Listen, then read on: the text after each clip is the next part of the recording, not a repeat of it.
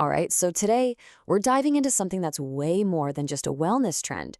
We're talking about a tool, an ancient practice, really, that can help you build this genuine sense of freedom, even when the world around you feels, well, completely chaotic.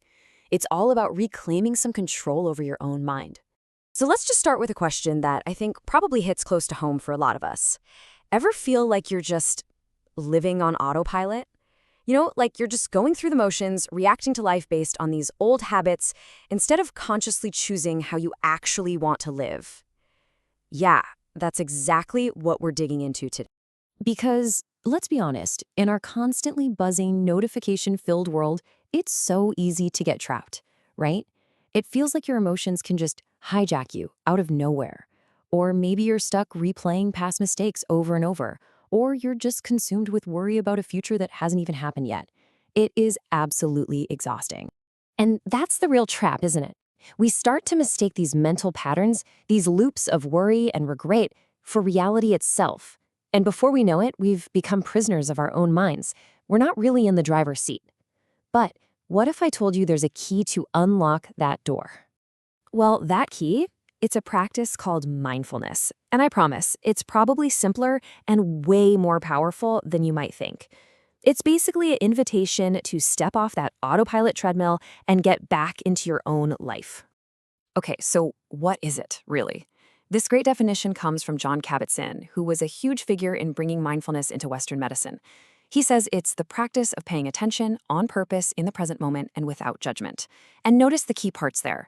It's not about emptying your mind or stopping your thoughts. Nope, it's just about paying attention on purpose and simply observing what's going on in your head without judging it.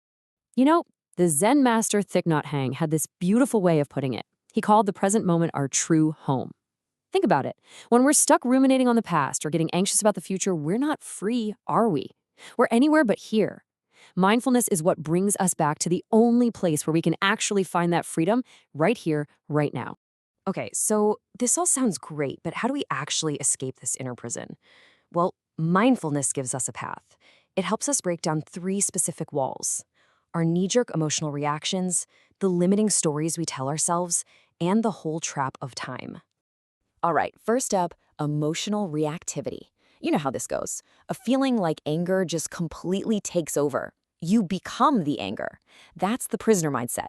But with mindfulness, you get to be the architect. You can actually step back and observe the feeling, almost like a scientist, and just say, anger is here. And that simple little observation, it creates this incredibly powerful space where you can choose a wiser response instead of just lashing out. Second wall, we tackled that constant inner narrator. That voice in your head that's always telling you stories. And a lot of times, they're not very nice stories. Like, I'm not good enough, or I'm gonna fail. Mindfulness teaches you to see these for what they are. Just thoughts, not proven facts. They're like clouds passing in the sky. They're there, but they're not permanent, and you definitely don't have to grab onto every single one. And the third wall, we escape what Eckhart Tolle famously calls psychological time. Just think about it for a second. How much of your day is spent mentally reliving the past or anxiously planning for the future? We miss so much. Mindfulness helps you break free from that cycle so you can actually be present for your own life as it's happening, right now. So, if you remember one thing, let it be this. Mindfulness creates a gap. It's this tiny, precious pause between something happening, like getting a critical email, and your automatic knee-jerk reaction. And in that pause, that's where you find your power to choose. That little space, that is freedom. Now, this isn't just some nice, fluffy, philosophical idea. This is a practice that physically, literally changes our brains. And the science behind how mindfulness actually rewires us for more freedom is, well, it's absolutely fascinating. Probably the best way to think about it is like going to the gym, but for your mind. With every little practice session, you're not just changing your mood for a moment. You are actively training and strengthening specific circuits in your brain. You're doing reps for your prefrontal cortex. And get this, brain scans actually show us what's happening. The practice of mindfulness literally calms down the amygdala. That's your brain's little alarm system, the fear and threat center. And at the same time, it strengthens the prefrontal cortex, which is the part responsible for rational choice and smart decisions.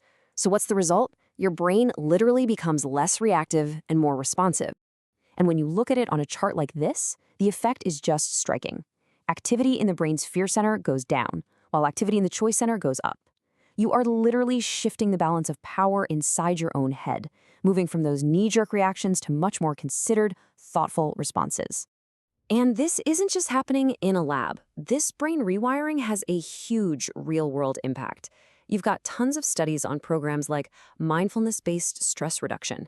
These are structured courses that teach these exact techniques, and they consistently show significant drops in stress, depression, and anxiety for all kinds of people. The proof is really in the pudding. Okay, so we've talked about the how, but what does this freedom actually look like in our day-to-day lives? It's probably not what you're thinking. In fact, it's a pretty radical redefinition of what it even means to be free. But let's be real for a second. A common question is this all just about passively accepting everything? Is mindfulness just a way to check out from the world's very real problems and just, say, it is what it is? Well, actually, it's the exact opposite.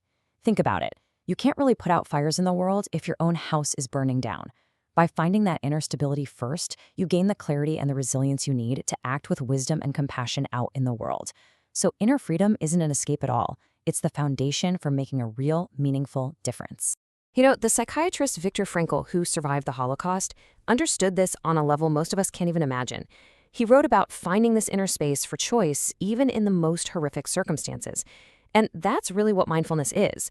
It's the daily training that helps us find and expands that same powerful space in our own lives. So this is really what it all boils down to. True freedom isn't about having a life without constraints or problems, because that's just not realistic. True freedom is an inner skill you can build. It's about finding that presence of awareness, that moment of choice, no matter what's happening around you. So we'll end our explainer with a question to take with you. This isn't just a concept to think about. It's an invitation to practice. In the middle of your busy day today, between one thing happening and your next automatic reaction, where will you find your space?